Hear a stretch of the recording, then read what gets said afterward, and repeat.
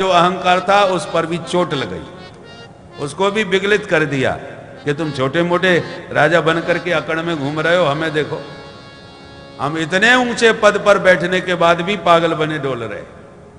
कोई पद का अहंकार छू नहीं गया।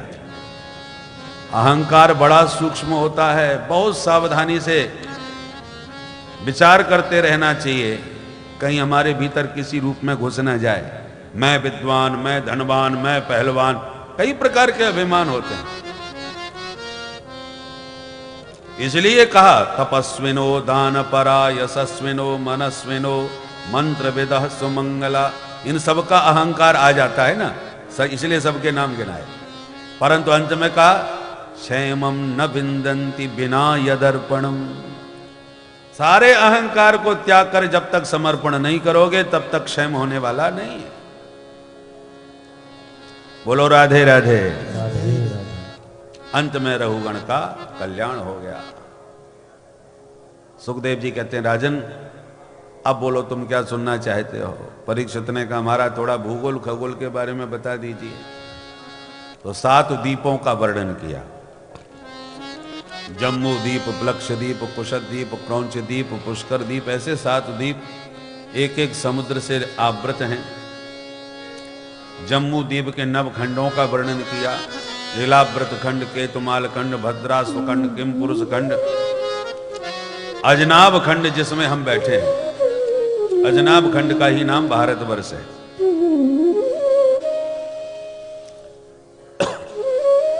इन समस्त जो जम्बू द्वीप के खंड हैं ये सब भौम स्वर्ग हैं।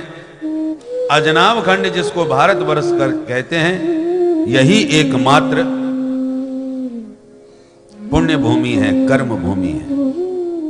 इस पुण्य भूमि में आने के लिए स्वर्ग के देवता भी तरसते रहते हैं कि हे प्रभु इस भूमि में हमें कब जन्म दोगे आप। अहो अमीसाम किम कारी शोभनम प्रसन्न साम स्वदित स्वयं हरि यैर्जन्म लब्धम सुभारताजिरे मुकुंद सैवोपयकम स्पृहाहीन। हमारे सौभाग्य से देवताओं को भी स्पृहा होती है।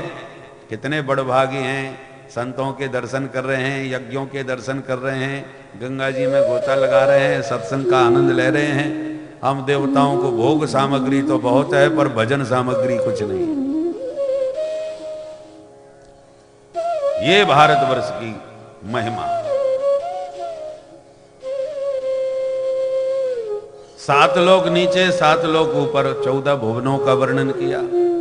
ग्रहों की गति का वर्णन किया शिशुमार चक्र के माध्यम से। अंत में परीक्षित ने कहा ये तो बताओ ये नरक किधर है। स्वर्ग की बात तो कही जाती है और नरक किधर है जहां पापियों को पाप दंड मिलता है। सुखदेव जी कहते हैं नरक है पृथ्वी से 99,000 योजन नीचे यमपुरी। 28 महानरक हैं। तामिस्र, अंध तामिस्र, रौरव, महारौरव आदि नरकों का भयंकर वर्णन किया। नारकीय यातनाओं का वर्णन किया।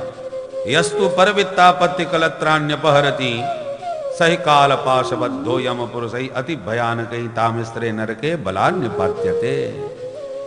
जो दूसरों की धन संपत्ति, स्त्री पुत्र आदि का हरण करते हैं ऐसे पापियों को यम के दूत पकड़ के तामिस्त्र नरक में पटकते हैं, जहां पर तांबे के समान आग में तपी हुई भूमि पर इस जीव को खूब एक तरह से छौंक दिया जाता है।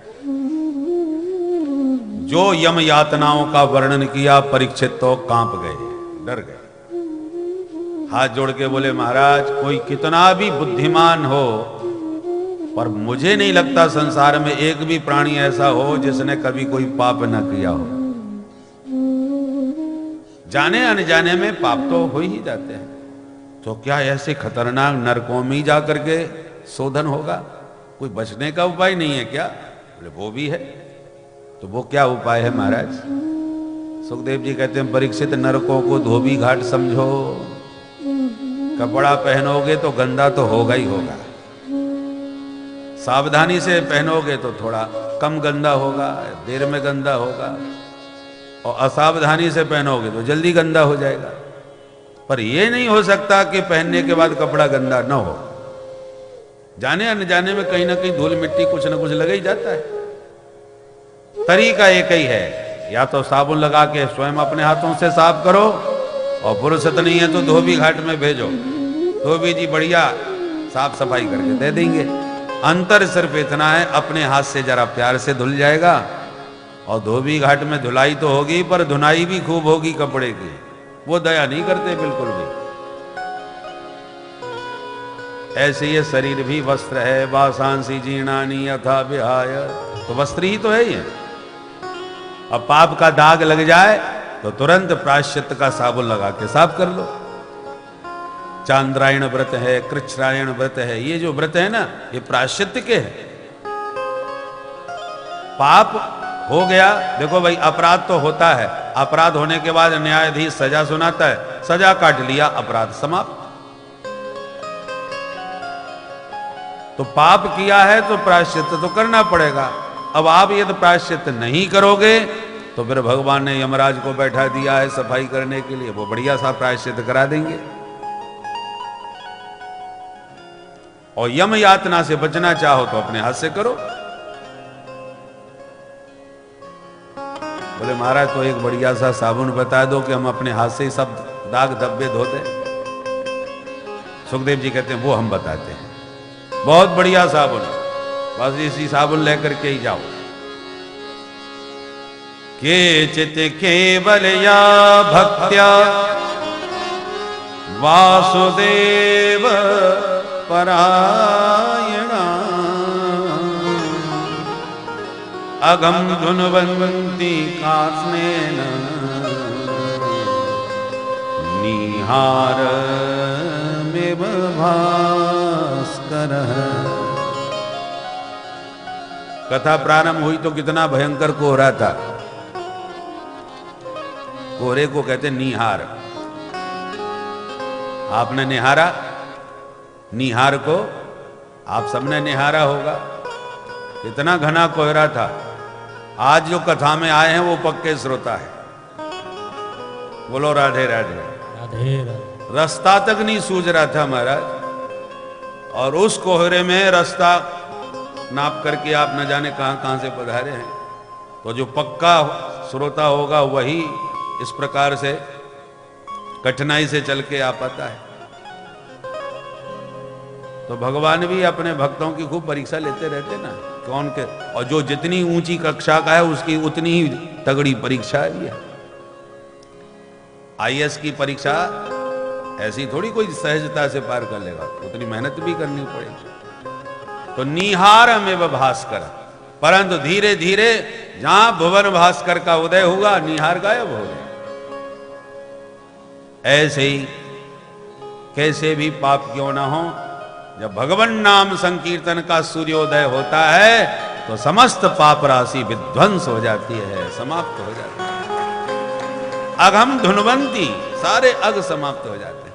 बोले महाराज आज तक ऐसा कुछ भी हुआ है? बोले क्यों नहीं हुआ।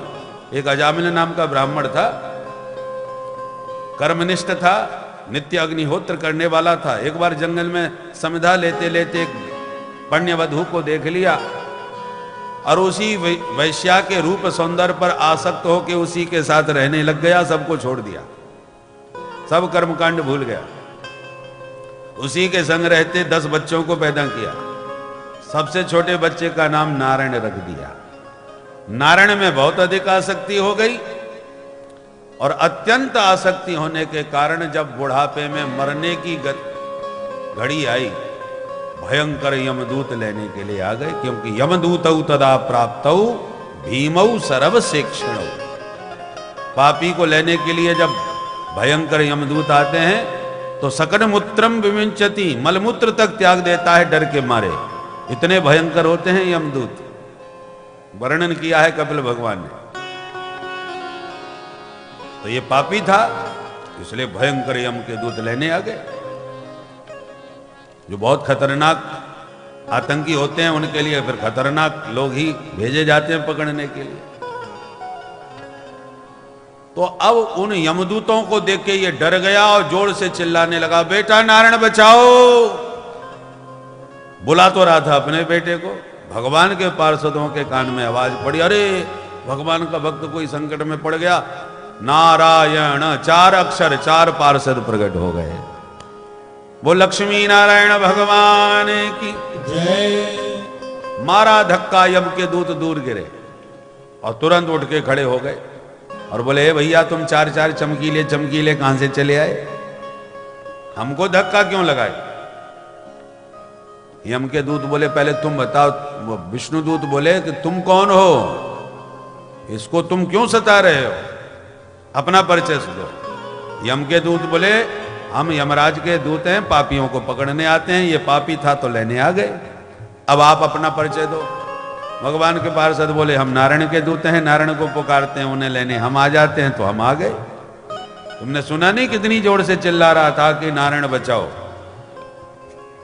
यम के दूत बोले, आप धोखा खा गए, इसके बेटे का नाम नारायण है, ये उसी को बुला रहा है, तुम्हारे स्वामी को जानता भी नहीं है।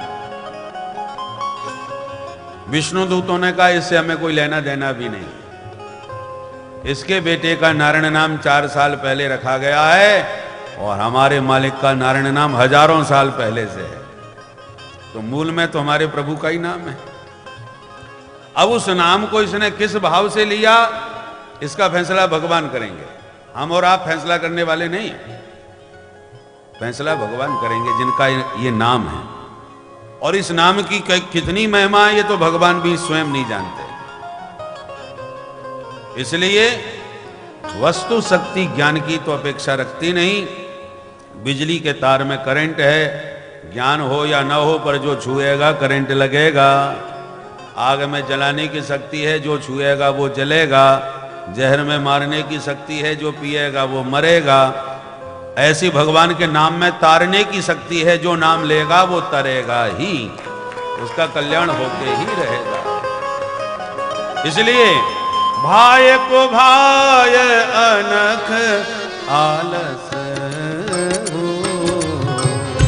भाय को भाय अनख आलस हो, नाम जपत मंगल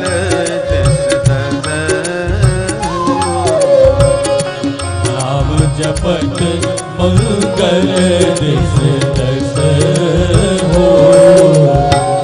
कहो कहाँ लगी नाम बड़ाई, कहो कहाँ लगी नाम बड़ाई, कहो कहाँ लगी नाम बड़ाई, कहो कहाँ लगी नाम बड़ाई। राम न सकहि नाम गुण गाई, राम न सकहि नाम गुण गाई। प्रभु के नाम की महिमा स्वयं प्रभु भी अपनी वाणी से वर्णन नहीं कर सकते। अंत तो गत्वा झगड़ा हुआ तो यमदूतों की वो पिटाई करी कि उनको छोड़ छाड़ के भगना ही पड़ा। परंतु विष्णुदूत भी गायब हो गए। अजामिल उठ के बैठ गया, किम स्वप्न एतत्, क्या मैं ये सपना देख रहा था? ये कैसी कैसी बातें हुई? कौन लोग थे जो मुझे पकड़ के ले जा रहे थे? वो कौन थे जिन्होंने मुझे छुड़ाया? अरे समझ गया समझ गया। स्वल्पमप्यस्य धर्मस्य त्रायते महतो भयात्। मैंने जो जिन प्रभु की आराधना प्रारंभ में करी पर इस गणिका के प्रसंग में सब छोड़ दी, वह पुण्य का प्रताप था जो आज प्रभु का नाम मरते मरते मेरी वाणी से निकल गया और बच गया मैं। प्रभु ने अवसर दिया है, मौका मिला है। तुरंत उठ करके चल दिया सीधा हरिद्वार में। गंगा द्वार मुपेयाय मुक्त सर्वानुबंधन। गंगा तट पर हरिद्वार में निरंतर भजन करते अंत में मुक्त हो गया अजामिल। उधर ही यमदूतों ने यमराज के सामने काल दंड जाके फेंक दिया। हो गई नौकरी पूरी, अब नहीं करेंगे। क्या हो गया भाई, इतने लाल पीले क्यों हो रहे हो? बोले महाराज आपकी आज्ञा से उस पापी को पकड़ने गए, उल्टे पिट के हम आ गए। हम पर हाथ उठाया, पर तुम्हें किसने मारा और किस बात पर मारा? बोले सरकार हमने उसको पकड़ा तो उसने नारायण को पुकारा, सोई 4 लोगों ने आके मारा। जो नारायण का नाम सुना यमराज सावधान हो गए और यमदूतों के मुंह पे हाथ धर दिया। सुनो सुनो, ज्यादा चिल्लाओ मत, और ये जो नाम अभी अभी लिया था दोबारा मत लेना। क्यों महाराज? बोले यहां सब चारों तरफ पापी लोग पड़े हैं पाप दंड भोगने के लिए, और ये प्रभु का पावन पवित्र नाम कहीं उनके कान में पड़ गया तो कारोबार सब चौपट हो जाएगा, हमारा सारे बही खाते खराब हो जाएंगे। अरे ऐसा क्या है इस नाम में? यमराज बोले पिटाई इतनी हुई फिर भी समझ में नहीं आई नाम में क्या है। पिटने पर भी समझ में नहीं आया। नामोच्चारण महात्म्यम हरे पश्यत पुत्र का। नामोच्चारण का क्या महात्म्य है तुमने अपनी आंखों से नहीं देखा क्या?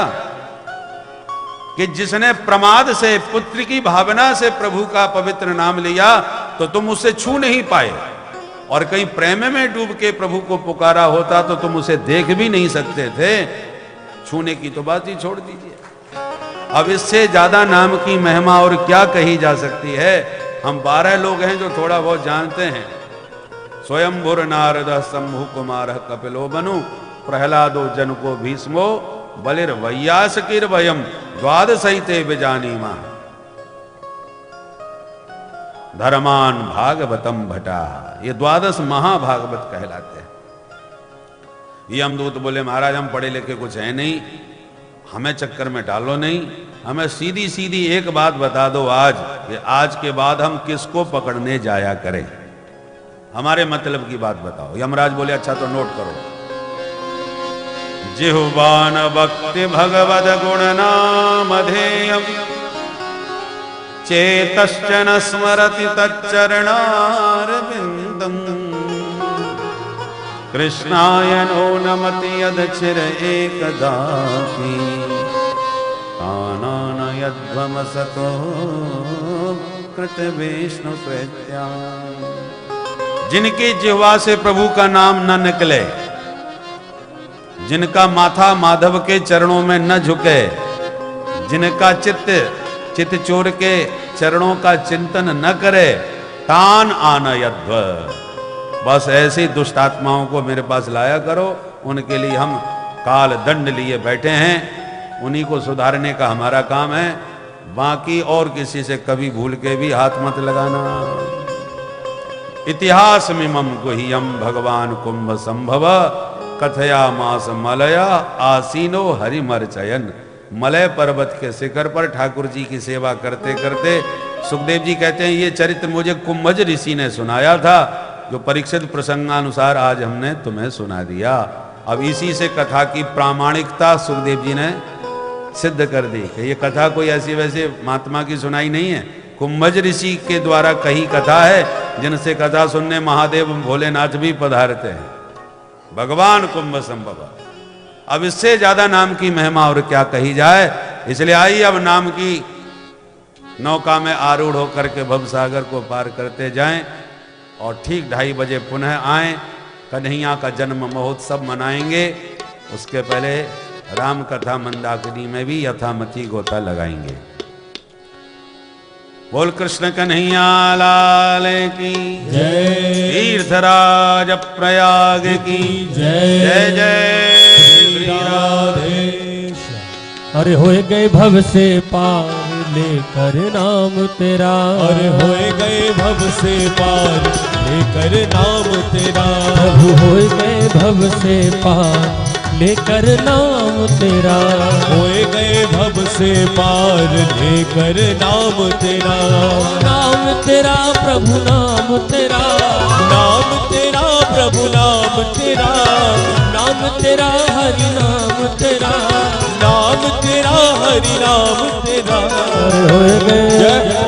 होए गए भव से पार लेकर नाम तेरा।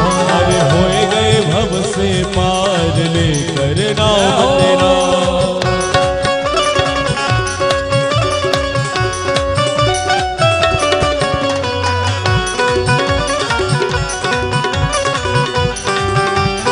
वृंदावन बिहारी लाल जय हो।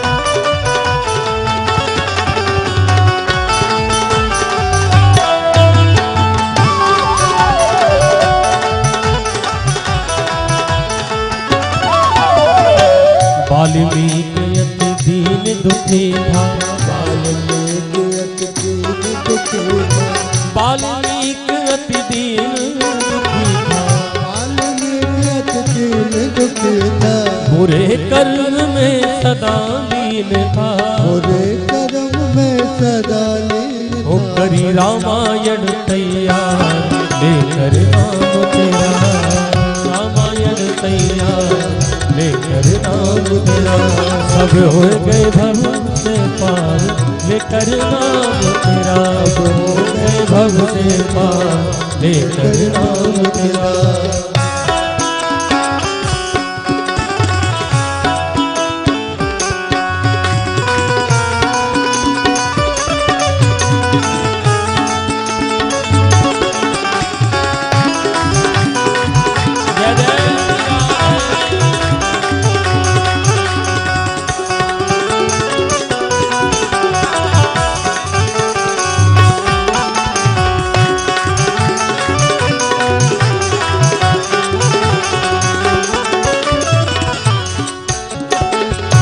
नील जाति के हे नल नील जाति के राम नाम लिख दिया सिला पर, अरे हो गई सेना पार लेकर नाम तेरा, हो गई सेना पार लेकर नाम तेरा। राधे राधे गोविंद गोविंद राधे गोविंद गोविंद राधे राधे गोविंद गोविंद राधे राधे गोविंद गोविंद राधे राधे गोविंद गोविंद राधे राधे गोविंद गोविंद राधे राधे गोविंद गोविंद राधे राधे गोविंद गोविंद